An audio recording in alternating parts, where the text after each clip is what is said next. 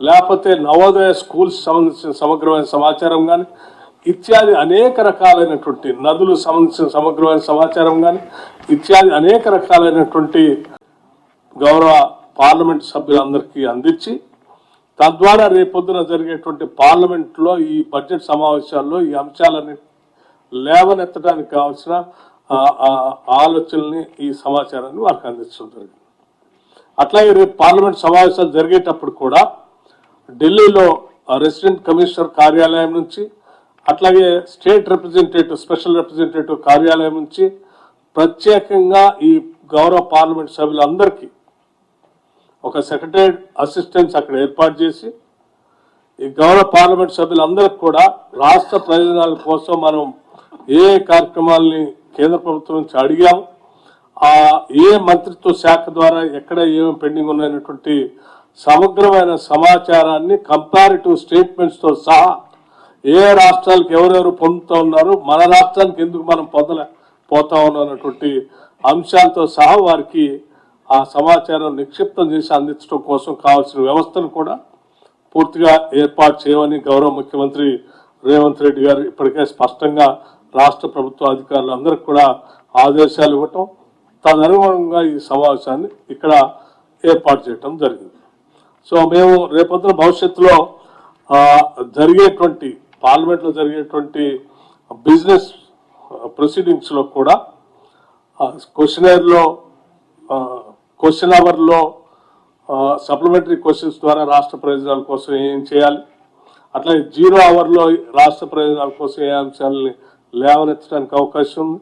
అట్లాగే అవసరమైతే రాష్ట్ర ప్రయోజనాల దృష్ట్యా మనం కొన్ని దశాబ్దాలుగా ప్రత్యేక రాష్ట్రం వస్తే ఆ రాష్ట్రం ద్వారా రాష్ట్రం అభివృద్ధి చెందిద్ది, ఆ అభివృద్ధితో మన ప్రాంతంలో ఉన్న ప్రజలందరూ కూడా తల ఎత్తుకొని గర్వంగా సగౌరవంగా ఆత్మగౌరవంతో బతకగలని ఆశించి తెచ్చుకున్న తెలంగాణ రాష్ట్రానికి రావాల్సినటువంటి ప్రయోజనాలు గత దశాబ్ద కాలంగా మనం ప్రయత్నం చేస్తున్నప్పుడు కూడా సరే ఈ టీఆర్ఎస్ పార్టీ ఆనాడు ప్రభుత్వం వారు చేయాల్సిన ప్రయత్నం చేయలేకపోయినా మనం గత సంవత్సరం నుంచి గట్టిగా ప్రయత్నం చేస్తున్నప్పుడు కూడా అవి రావట్లేదు. కాబట్టి అవసరమైతే పార్లమెంట్లో మన గౌరవ పార్లమెంట్ సభ్యులందరూ కలిసి పార్లమెంట్ దృష్టికి కేంద్ర ప్రభుత్వం దృష్టికి తీసుకొని రావడానికి కావాల్సిన విధంగా అవసరమైతే అడ్జర్న్మెంట్ మోషన్ కూడా ఇచ్చే కార్యక్రమాన్ని కూడా ఆలోచన చేసేటట్టుగా పార్లమెంట్ సభ్యులందరూ ఒక ఆలోచన తీసుకొచ్చారు. అటువంటి అంశాలను కూడా పరిశీలించే విధంగా కావాల్సిన సమాచారాన్ని వారికి అందించడం కోసం ఈ వ్యవస్థనంతా ఏర్పాటు చేశాం.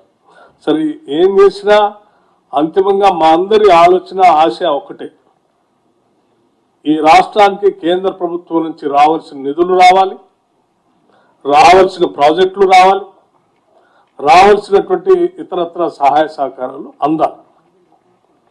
ఆ సహాయ సహకారాలు నిధులు వ్యవస్థలు ఆ సంస్థలు అన్నీ రావాల్సినవి రాకుండా పోవటం వల్ల పెద్ద ఎత్తున మనం నష్టపోతున్నాం. కాబట్టి రాజకీయాలకు అతీతంగా ఈ రాష్ట్రంలో పార్లమెంట్లో ప్రాతినిధ్యం వస్తున్న గౌరవ పార్లమెంట్ సభ్యులందరూ కూడా రాష్ట్ర ప్రయోజనాలు ఇచ్చేనా అందరూ ఏకం కావాల్సినటువంటి అవసరం ఉంది. ఈ రాష్ట్ర ప్రయోజనాల కోసం కేంద్ర ప్రభుత్వాన్ని కలవాల్సిన అవసరం ఉంది, పార్లమెంట్లో లేవనెత్తాల్సిన అంశం కూడా ఉంది.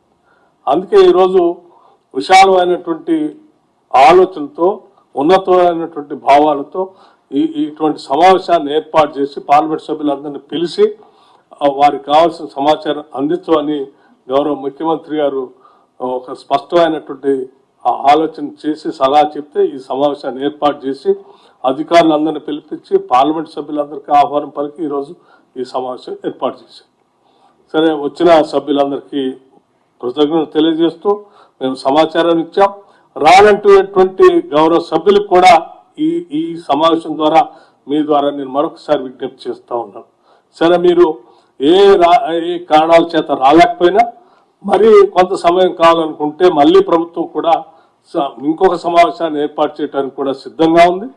ఆ సమావేశం మీకు కొంత సమయం కావాలి, ఒక వారం రోజులు ముందు చెప్పాలా నాకు అని అంటే కూడా దానికి కూడా మేము ఏర్పాటు చేయడానికి సిద్ధంగా ఉన్నాం. ఇంకో సమావేశాన్ని కూడా ఏర్పాటు చేస్తాం. ఆ సమావేశానికైనా తప్పనిసరిగా బీజేపీ పార్టీ సంబంధించిన పార్లమెంట్ సభ్యులు, టీఆర్ఎస్ పార్టీ సంబంధించిన పార్లమెంట్ సభ్యులు రాష్ట్ర ప్రయోజనాల కోసమైనా వస్తారు, కలిసి వస్తారు, రాష్ట్ర అభివృద్ధి మనందరి లక్ష్యం అని మాతో కలిసి వస్తారని రిప్రజెంట్ చేయడానికి వస్తారని ఆశిస్తా ఉన్నాం. తప్పనిసరిగా రావాలని కూడా కోరుకుంటున్నాం. అవసరమైతే నేను మళ్ళీ పర్సనల్గా మళ్ళీ ఒకసారి వారందరూ కూడా కలిసి ఆహ్వానిస్తానని కూడా ఈ సందర్భంగా తెలియజేస్తా ఉన్నాను. సరే, ఏ అంశాలు లేవనెత్తు అనేటువంటి సమగ్రమైనటువంటి అంశాన్ని పూర్తిగా ఇంత పెద్ద బుక్లెట్స్ తయారు చేసి 2 వాల్యూమ్స్ ఇప్పటివరకు కేంద్ర ప్రభుత్వానికి మనం ఇచ్చినటువంటి లేఖలు, సమాచారం, రిప్రజెంటేషన్స్ అన్నీ కూడా ఈ రకంగా మంచి బుక్లెట్స్ తయారు చేసి గౌరవ పార్లమెంట్ సభ్యులందరికీ కూడా అందించడం జరిగింది. ఇవన్నీ కూడా పెద్ద ఎత్తున వారికి ఉపయోగపడతాయి. ఇవన్నిటినీ కూడా ఉపయోగించుకొని రాష్ట్ర ప్రయోజనాల కోసం వారంతా ప్రయత్నం చేయాలని విజ్ఞప్తి చేస్తూ ఉన్నాను.